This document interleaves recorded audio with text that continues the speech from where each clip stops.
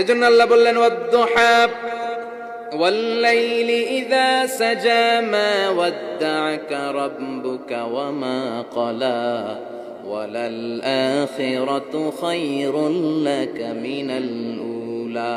এরপর আল্লাহ বললেন নবী ওয়ালাল আখিরাতু খায়রুল লাকা মিনাল উলা, and verily indeed the hereafter is far better for you than this dunya.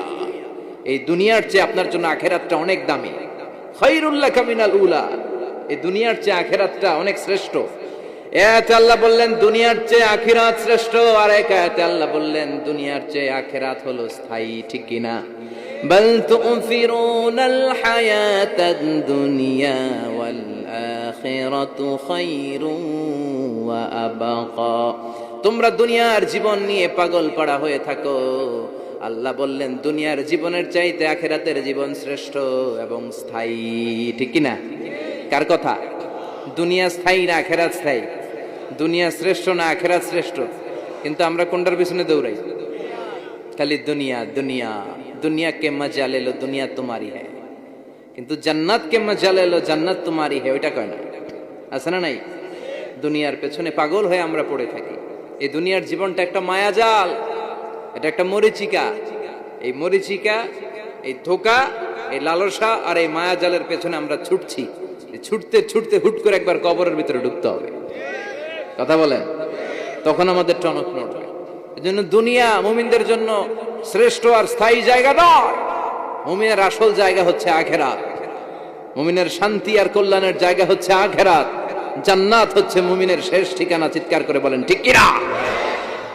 সেটাই বিশ্বনবীরে বললেন নবী কাফির মুশরিকদের কথা আপনি কান দিবেন না, ওদের কথায় হতাশ হবেন না, নিরাশ হবেন না, হাল ছাড়বেন না, ভরসা রাখবেন কার উপর?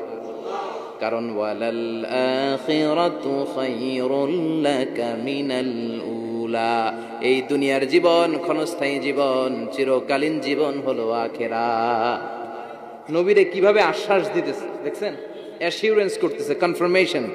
এই সূরাটা যে শান্তির সূরা, মোটিভেশনের সূরা, অনুপ্রেরণার সূরা, ইন্সপাইরেশন যে জায়গায়, প্রতিটা আয়াতে আপনি ইন্সপাইরেশন পাবেন। তো প্রতিটা আয়াতে আপনি উজ্জীবিত হবেন, সজীব হবেন, এনথিউজিয়াস্টিক এন্ড এনার্জেটিক হবেন, আপনি এনার্জি ফিরে পাবেন। আলহামদুলিল্লাহ পড়েন। এরপরে বিশ্বনবীর আরো খুশি করার জন্য আল্লাহ বললেন ওয়ালা সাউফা ইউতিকা রাব্বুকা ফাতারদা। ও নবী, অচিরে এমন এমন জিনিস আমি আপনারে দান করব, এগুলো পেয়ে আপনি খুশি হয়ে যাবেন। কে বলে? কারে বলে? শুনতেছেন? বুঝতেছেন? কষ্ট হচ্ছে না তো? ওয়ালা সাউফা ইউতিকা রাব্বুকা ফাতারদা। অচিরেই এমন এমন জিনিস আমি আল্লাহ আপনারে দান করবো। ওরা আপনারে গালি দেয়, ওদের কথা আপনার মন খারাপ, আপনি হতাশ, ভয় পাবেন না নবী, হতাশ হবেন না, নিরাশ হবেন না, আমার উপর ভরসা রাখেন না। এমন এমন জিনিস আমি আপনারে দেব, ফাতারদা, ওগুলো পেয়ে আপনি খুশি হয়ে যাবেন। সুবহানাল্লাহ পড়ে। আল্লাহর কাজই হলো বিশ্বনবীরে খুশি রাখা। Verily I'm gonna give you something that will make you happy. এমন জিনিস আপনারে দিব নবী, আপনি খুশি হয়ে যাবেন। আল্লাহর কাজই হচ্ছে বিশ্বনবীর খুশি রাখা। যেখানে বিশ্বনবীর মন খারাপ, ওইখানে বিশ্বনবীর আল্লাহ আছে না নাই? বিশ্বনবীর উপাধি দিয়েছেন আল্লাহ হাবিবুল্লাহ। কি দিয়েছে? আর সাইয়েদনা ইব্রাহিমের উপাধি খলিলুল্লাহ। দুইজনই আল্লাহর প্রিয়, দুইজনই উলুল আজমি মিনার রসুল। কিন্তু খলিল মানেও বন্ধু, হাবিব মানেও বন্ধু। খলিল মানে এমন বন্ধু যেই বন্ধু আল্লাহরে খুশি করার জন্য কাজ করে, আর হাবিব মানে এমন বন্ধু যেই বন্ধুরে খুশি রাখার জন্য আল্লাহ নিজেই কাজ করে। কি শান, কি মান এই নবীর! আর ওই নবীরে গালি দেয়। এগুলো জাহান্নামের নরকীট আর পিতৃ পরিচয়হীন জারদ সন্তান। As a father, as a teacher, as a commander, as a lawgiver, as a lawmaker, as a reformer of the society, Muhammad is the superman of the world. উনি সুপারম্যান, উনি অসাধারণ ব্যক্তিত্ব, আনপ্যারালাল পার্সোনালিটি। ওনার জীবনী নিয়ে পড়া শুরু করলে এটা শেষ হয় না। বিয়ন্ডলেস, বাউন্ডলেস, বটমলেস, এটা তলাবিহীন সাগর। বিশ্বনবীর জীবনী একটা সাগর, কিন্তু সাগরের কি নাই? সুবহানাল্লাহ কইবেন না? এই বিশ্বনবীর খুশি রাখা কার কাজ? যেখানে বিশ্বনবী হতাশ, যেখানে বিশ্বনবীর মন খারাপ, বিশ্বনবীর মন ভালো করে দেয় কে? এজন্য আল্লাহ বললেন ওয়ালা সাউফা ইউতিকা রাব্বুকা, অচিরেই আপনার রব আপনাকে এমন এমন জিনিস দান করবে নবী, এগুলো পেয়ে আপনি খুশি হয়ে যাবেন। কিভাবে নবী খুশি হয়েছে, কিভাবে নবীর আল্লাহ খুশি রাখবে শুনবেন শুনবেন শুনবেন দেখেন, খেয়াল করে বুঝতে হবে কিভাবে আল্লাহ তাআলা বিশ্বনবীকে খুশি করেন। দেখেন, বিশ্বনবীর প্রথম কোথায় খুশি করলেন? বিশ্বনবী মক্কার জমিনে দাওয়াতি কাজ যখন শুরু করলেন, তিনি দেখলেন বিশ্বনবী খুব ভালো অ্যানালাইসিস করতে পারতেন।